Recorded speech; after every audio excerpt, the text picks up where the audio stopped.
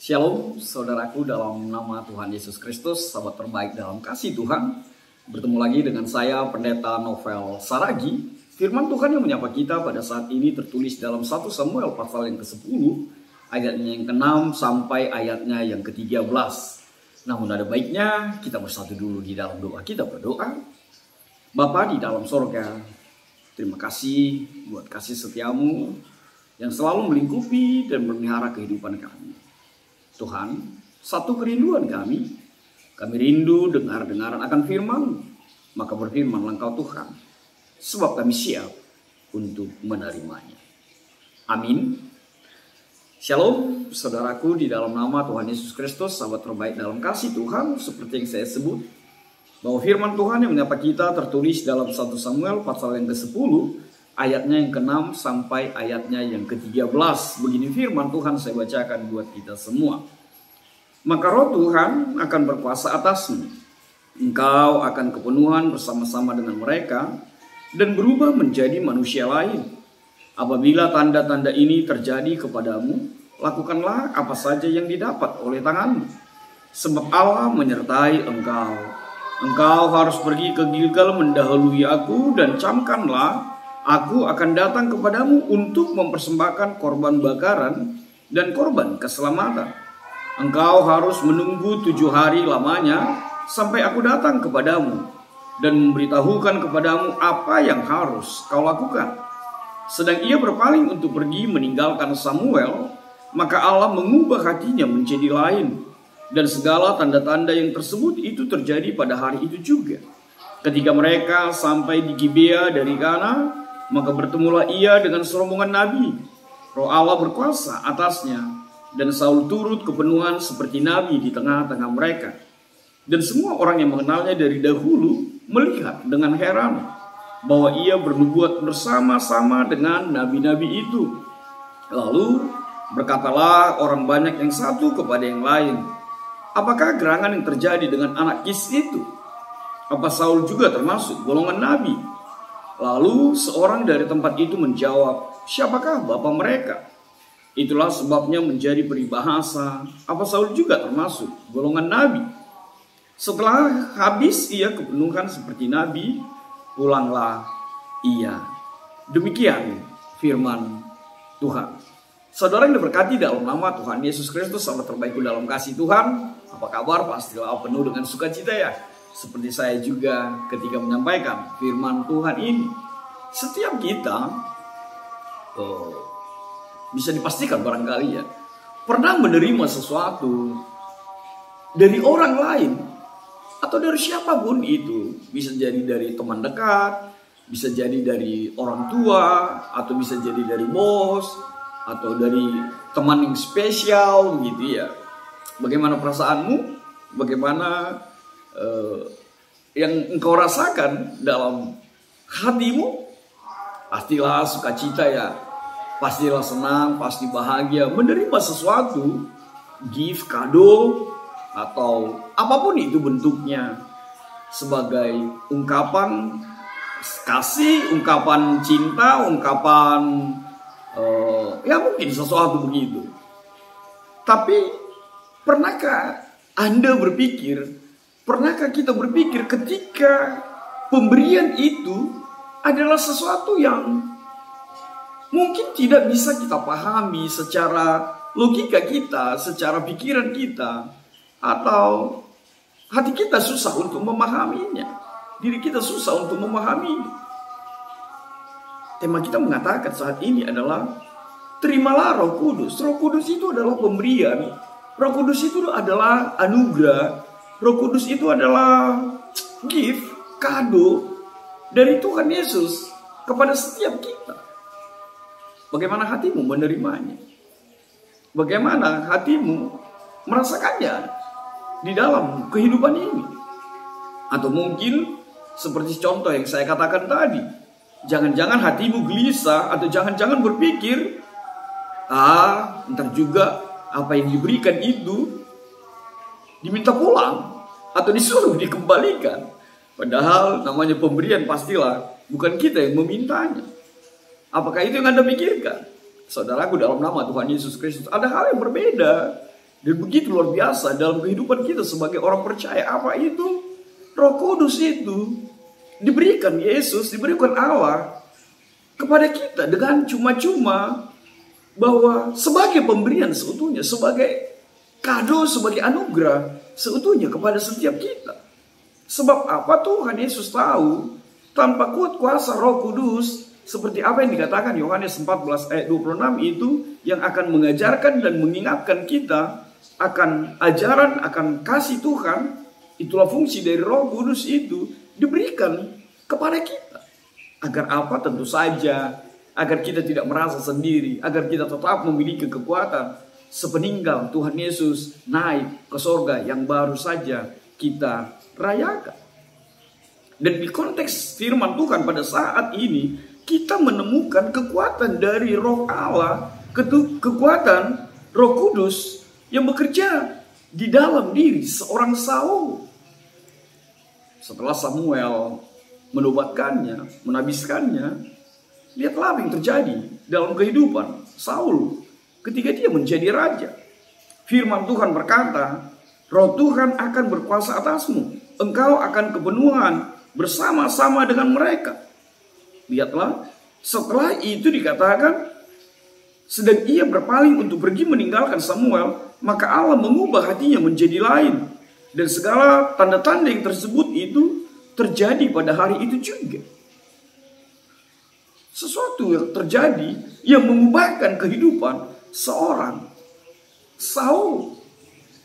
Kuasa Roh Allah yang bekerja atasnya, kepenuhan Roh Allah itu ketika bekerja di dalam dirinya, dia diubahkan oleh Roh Kudus itu, oleh Roh Allah itu di tengah-tengah kehidupannya.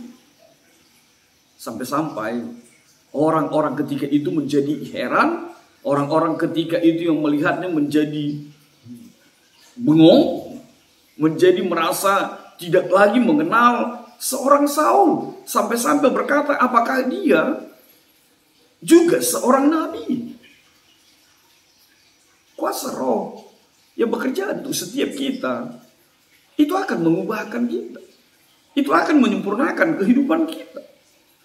Dan Saul sebagai contoh penerima Roh Allah yang berkuasa, yang bekerja di dalam diri. Lalu saudaraku, dalam nama Tuhan Yesus Kristus, tanda-tanda itu terjadi, tanda-tanda itu dibuatkan dan menjadi sebuah kekuatan di dalam kehidupannya. Dan Roh itu menjadi kuatnya untuk melakukan apa saja yang dijumpai oleh tangannya. Tentu saja maksudnya adalah bicara tentang kesaksian, bicara tentang pelayanan, bicara tentang melakukan apa yang Tuhan mau terjadi di dalam kehidupan setiap orang yang dikuasai oleh Roh Allah itu.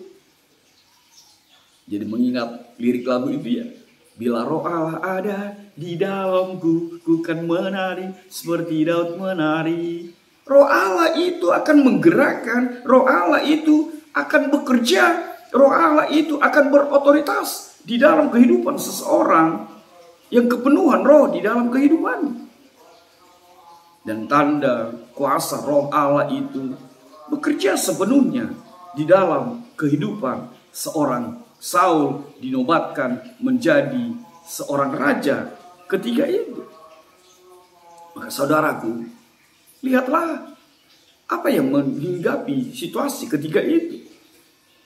Kita menemukan ketika Roh Allah itu bekerja di dalam diri seorang Saul, Samuel menegaskan bahwa Saul, kuasa yang ada, kepenuhan Roh yang ada padamu itu memampukanmu untuk melakukan apa yang Tuhan mau. Kita melihat apa makna kalimat itu. Samuel ingin mengatakan bahwa langkah Saul haruslah langkah yang ditunjukkan oleh Tuhan. Kalimat itu menjelaskannya. Samuel mengarahkan langkah Saul menuju Gilgal.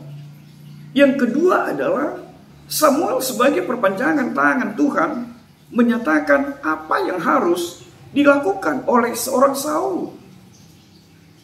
Lihatlah apa yang dikatakan oleh firman Tuhan tadi, yang mengatakan bahwa dia harus mempersembahkan persembahan kepada Tuhan, mempersembahkan korban bakaran dan korban keselamatan. Dan Samuel menegaskan, engkau harus menunggu 7 hari lamanya. Apa makna 7 hari itu? Orang yang dikuasai oleh kepenuhan roh itu adalah orang yang hidup di dalam waktu Tuhan. Orang yang dipakai oleh Tuhan melayani sesuai dan apa yang Tuhan mau terjadi di dalam diri seseorang dengan waktu Tuhan yang dinyatakan di dalam kehidupannya. Sebab memang benar, semua ada waktunya. Dan hanya waktu Tuhanlah yang harus kita imani untuk melakukan pelayanan di dalam kehidupan kita. Saudaraku, lihatlah apa yang menjadi kekuatan dari seorang Saul ketika menerima roh Allah itu. Kita melihat sebuah perbandingan antara pengenalan manusia dengan pengenalan Allah itu sendiri. Yang pertama, manusia itu melihat rupa. Manusia itu melihat garis keturunan. Itu sebabnya orang-orang ketika itu mengatakan, bukankah dia anak si Kis? Tapi Tuhan melihat hati dan mengubahkan seorang Saul.